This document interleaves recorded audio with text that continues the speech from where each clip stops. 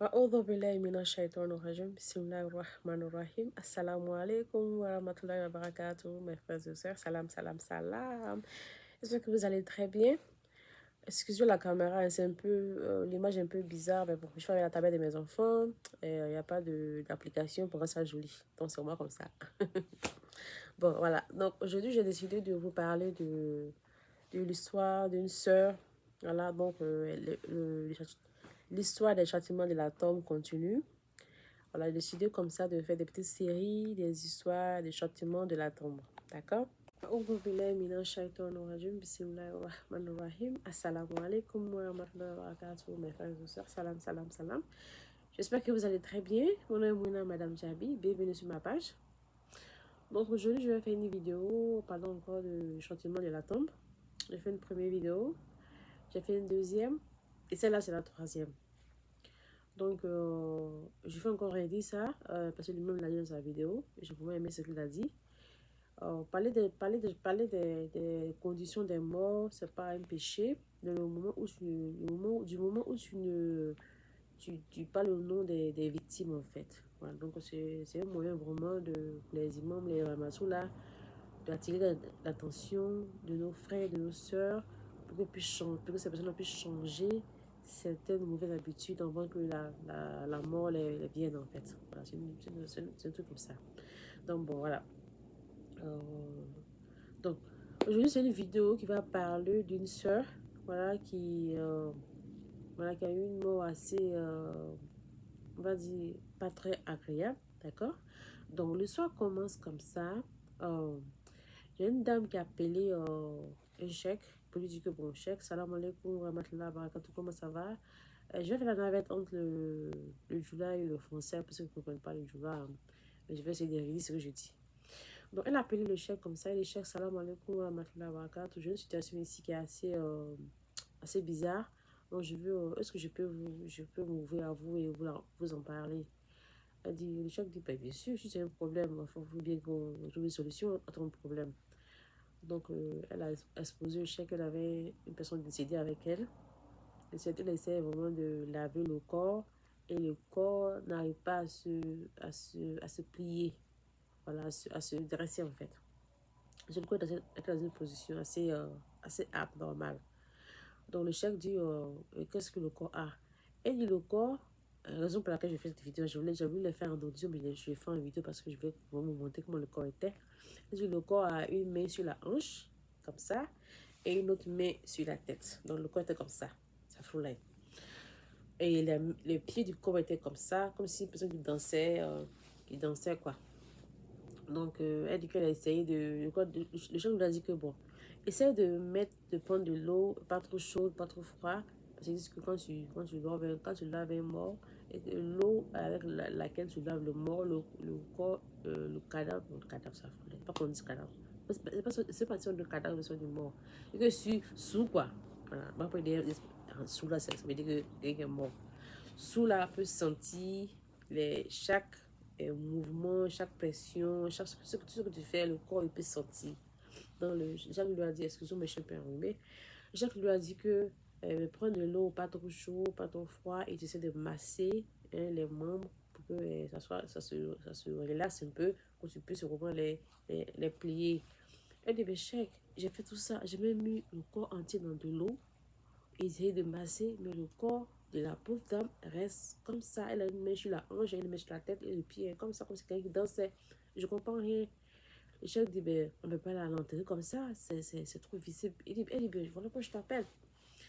Donc, elle dit, bon, le chef dit, bon, ce que tu vas faire, va voir la mère de la défunte, essaie de lui exposer le problème, mais pas en public. Va la voir à côté, tu essaies de lui exposer le problème.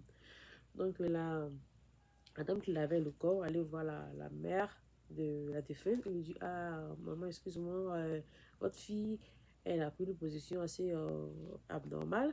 Donc, est-ce qu'on peut savoir qu'est-ce qui s'est passé?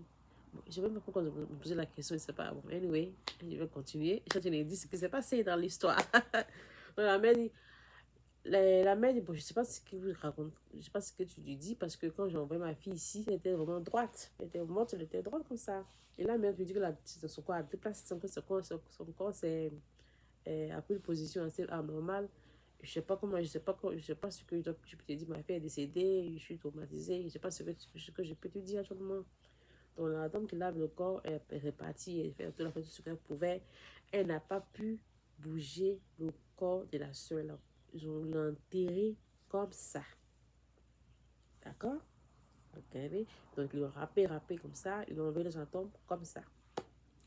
Donc quand ils ont fini de l'enterrer, le chef maintenant, lui, le chef là, il est un chef qui est vraiment curieux. Là, il aime savoir les choses. Comme nous ici, comme ça. Donc le chef allait faire sa petite enquête. Chaque fois qu'il voit un mort en une condition assez abnormale, il fait des enquêtes. Donc le chef allait faire des enquêtes.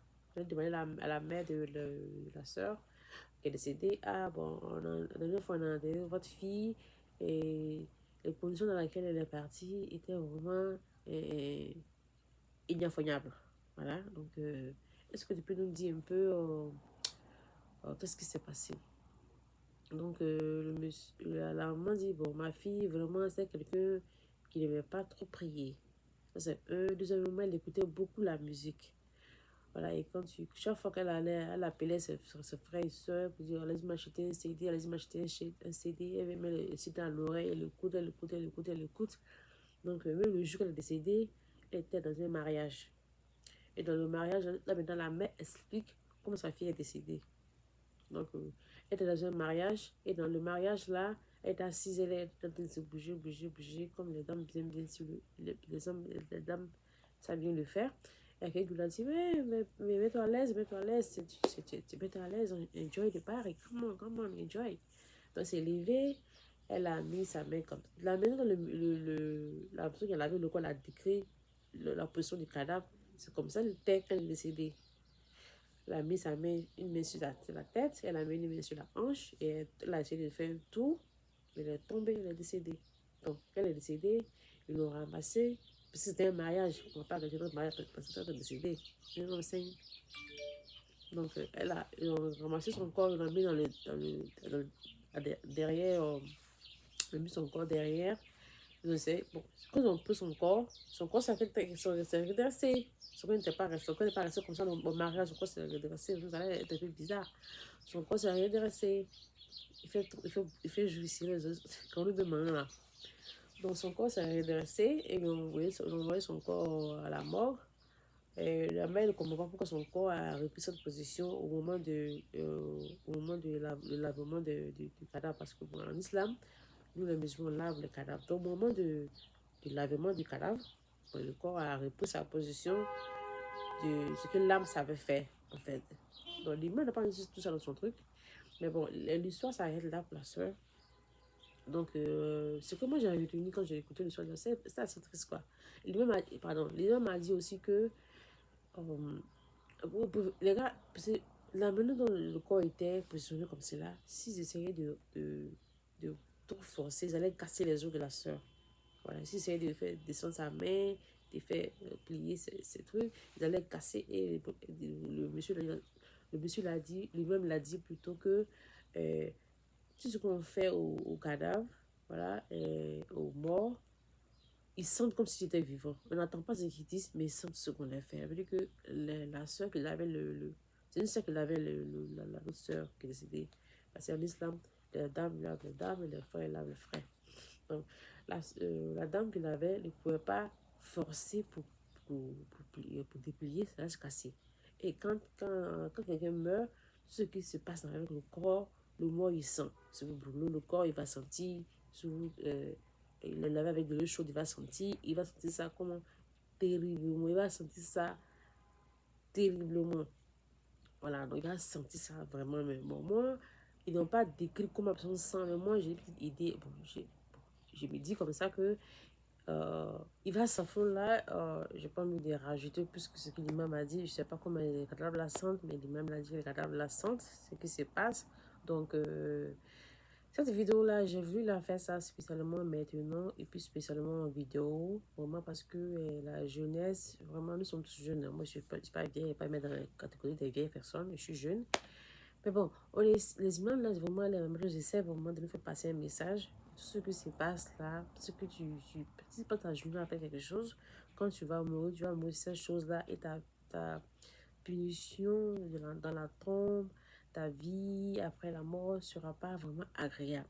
Donc, j'essaie vraiment de faire passer ce message-là, quoi. Mais c'est pas. Je sais pas si c'est language barrier, euh, la barrière, je sais pas si les mots se perdent dans la translation, dans une translation. I don't know what's going on, but le message n'est pas passé, quoi. Le message ne passe pas vraiment. Alors, pourquoi I'm taking up on myself to do this Chinese video, to, to just say, maybe I can help somebody understand what's going on, because it's a big problem going on over there. There's a big problem going on. Spécialement dans la tête de la jeunesse. Ils ne nous aiment pas, ils sont jaloux. Non. C'est quelqu'un qui a vu quelque chose, qui peut faire quelque chose pour changer la situation, il le fait. C'est ça le rôle des musulmans. Si tu vois quelque chose qui a fait ta communauté, tu peux faire quelque chose pour changer, mais tu fais quelque chose pour changer. Vous voyez? C'est pas une histoire d'être jaloux, c'est pas une histoire on n'aime pas. Non, non, non, c'est pas une histoire de ça, ça n'a rien à voir en fait. C'est une histoire de tu as vu quelque chose qui se passe, tu as vu un problème, tu fais ce que tu peux faire pour changer la situation, c'est tout. Si il y a ce que le monsieur là, lui-même l'a vécu, tout ce qu'il a vu plutôt, toutes les conditions de ces personnes qui sont mortes dans des situations assez terribles comme celle-là, attends, avec quoi? Il va essayer de partager, il va essayer de dire pour que les gens vont essayer de changer. Ne laissez pas votre vie, votre mort soit un témoignage pour quelqu'un, non, un témoignage négatif, une prévention pour quelqu'un, non. Toi-même, tu peux vraiment ça. Bon, mais quand tu meurs, tu essaies de changer. C'est ça le truc, en fait. Imaginez-vous, vous allez fêter le 31, vous allez fêter le 24 et que vous mourrez là-bas, dans des conditions assez terribles. La honte, mais c'est pitié, mais devant ça. La honte, même est petite en disant ça. Parce que la douleur qui va t'attendre là-bas, c'est pas pour les enfants. Vous voyez? Donc, faites attention. Il y a des histoires des gens qui sont morts, ils ont une belle mort, mais il va commencer d'abord par celles qui sont un peu terribles. Là, vous allez mieux apprécier que ceux qui ont eu une bonne mort. Il y a des histoires qu'il a racontées, deux ou trois comme ça, des personnes qui ont eu une mort assez agréable. Donc, celle-là m'a quand même un peu choquée. Donc, faites attention à vous. Donc, je vais juste d'apprendre quelque chose de nouveau que ça ne fait pas, à part le Barzad. Donc, il y a mon père qui a répondu à la question du Barzad. Donc, je vais passer la vidéo du Barzad. C'est la vie quand tu meurs, là où tu vas avant que avant le jugement dernier. Donc, je vais uploader cette vidéo-là. Voilà, donc, merci beaucoup de commenter. Si vous avez aimé la vidéo, partagez-la. Et puis maintenant, qu'est-ce que je vais rajouter? Je vis un commentaire d'une personne qui a dit que j'ai parlé assez rapidement quelque chose de ce genre-là. Donc, si tu n'es pas habitué à ma voix, pour ceux qui ne sont pas habitués à ma voix, qui ne sont pas habitués à ma chaîne, essayez de vous habituer. Me demandez de parler calmement, de parler doucement. J'essaye, hein, pas comme si je suis ignorante de la situation. Je sais que je parle rapidement, c'est parce que de mon handicap. Je parle rapidement, mais je n'articule pas. Je parle très rapidement et je ne sais pas comment articuler les mots. Je vais articuler les mots, ça prend trop de temps. Je vais parler lentement, ça prend trop de temps. C'est comme si je parlais en slow motion. Every single time I'm trying to calm down when I'm speaking, et like I'm speaking in slow motion, ça me prend trop d'énergie. Donc, les personnes qui arrivent à me comprendre ce que je dis, c'est parce que là, ce qu'on a là décidé que vous comprenez ce que je dis. Les personnes qui ne comprennent pas ce que je dis, ben voilà, tant pis. Donc, faites avec. Voilà, c'est comme si vous disiez à quelqu'un qui est aveugle, ouvre tes yeux, tu vas voir. Je ne vois pas. Ouvre tes yeux, tu vas voir. Ça n'a pas de sens. Donc, je sais que je parle rapidement. Je n'ai pas vraiment le choix. C'est parce que mon handicap. Pourquoi c'est à quelqu'un qui aime un sourd-muet d'ouvrir ses yeux, ses oreilles qui va entendre. Quelqu'un qui est sourd-muet, qui demande ouvre tes oreilles, tu vas entendre. Quelqu'un qui a fait ouvre tes yeux, tu vas voir. Ouvre tes yeux, ouvre tes yeux. Ça n'a pas de sens. D'accord? Donc, je fais des efforts, je travaille sur moi-même. C'est pas maintenant en commentaire, c'est pas maintenant en commentaire que ça va changer. Parce que sur les réseaux sociaux, les gens ont tendance à venir et même ça ne va rien faire du tout. Ils sont de not to do shit, you know, they really. Ils sont, eux qui sont premiers à mettre les commentaires et maintenant ils vont venir avec les mentalités de merde là, venir mettre commentaire après commentaire, commentaire après commentaire. J'ai pas besoin de ça, quoi. J'ai pas besoin de ça. Actuellement, je suis dans ma vie là, je suis en train de voir si je meurs aujourd'hui, si je meurs demain matin, que seront mes enfants, comment ma vie sera après la mort. C'est ce qui m'intéresse. Alors, pas ce que je dis, la vie n'est pas faite pour toi. Je n'ai pas plus en marcher, plus en marcher. Je passe ton commentaire, puis j'avance. Mais je suis de dire ça pour les futurs commentaires qui vont vouloir venir commenter, vouloir venir dire des choses. Moi-même, là, mon nom, là, c'est I don't give a shit. Literally. Là, c'est que tu penses là, ton problème à toi, c'est pas mon problème à moi. D'accord? Voilà, c'est mon nom, ça. Prenez ça comme cela. Donc, si je envoie un commentaire de quelqu'un qui a vraiment de réfléchir, qui veut se faire voir sur ma page, il va te bloquer. Je suis pas mal matou. Je vais une vidéo en anglais qui m'a plu. Je suis venue vous dire ça en français ou puis en djoula. C'est tout. Alright? Thank you so much. Maintenant, ceux qui aiment ma personne, c'est pas tout ce que j'ai peut pas plaire à tout le monde, peut pas déplaire à tout le monde. Ceux qui ont mis la vidéo, qui ont apprécié la vidéo, partagez, mettez le cœur. Et thank you so much. Thank you so much. Donc, merci beaucoup. Salam alaikum. Bonne journée à vous. Thank you.